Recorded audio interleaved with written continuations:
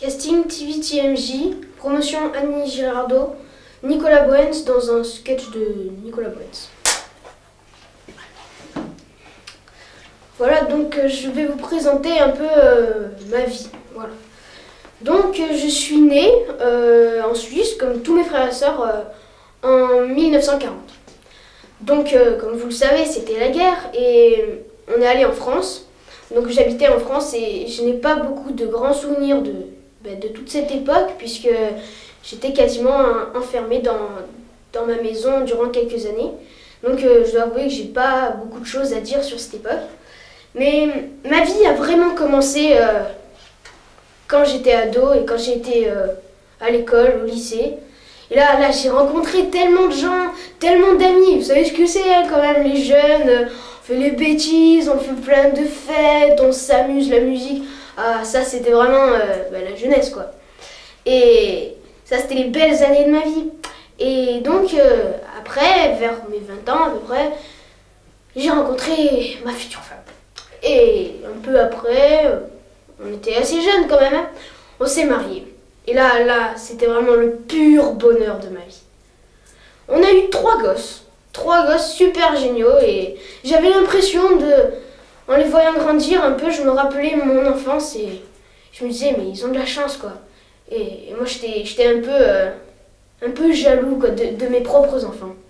C'était vraiment une époque super géniale. Et après la grosse déception de ma vie, c'est que quand le plus jeune des 3 là, il avait 15 ans, et ben ma femme elle est décédée. Elle est décédée à table, elle s'est endormie dans son bol de soupe et elle s'est noyée. Donc voilà, là il y a eu l'enterrement, toutes les époques là avec les gens qui viennent pour essayer de vous consoler, mais ça sert à rien, c'est vraiment.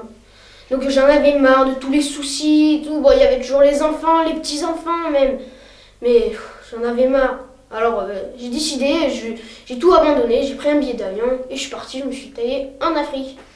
Alors je me suis dit, ça va être bien, je vais pouvoir essayer de recommencer une expérience avec beaucoup de nouvelles cultures à apprendre. Et un petit merdeux là-bas, quand je suis arrivée, il m'a pris dans sa voiture et il m'a emmené en pleine savane. Je sais pas si vous avez déjà été en Afrique, mais c'est horrible. Attendez, vous êtes dans la savane là, il y a la brousse de partout, il n'y a rien à faire, il y a juste un éléphant qui court devant une souris et une girafe qui broute un arbre là. Attendez, mais elle peut pas manger par terre. On se demande ce qu'elle fait en automne, hein, même s'il n'y a pas d'automne là-bas, mais c'est pas grave. Oh là là, donc moi ça m'a saoulé, oh là là. Et donc comme j'ai fait beaucoup d'allers-retours quand même dans ma vie, j'ai essayé de revenir en France. Donc je suis restée peut-être 1 an en Afrique, pour me faire chier quoi. Donc quand je suis revenue, on avait un pilote dans l'avion, il était nul quoi, et on s'est scratché en plein milieu de l'océan. Donc au milieu de l'océan, tout le monde est mort. Et moi on a retrouvé mon corps, je pense, sur la côte d'Azur, un truc comme ça.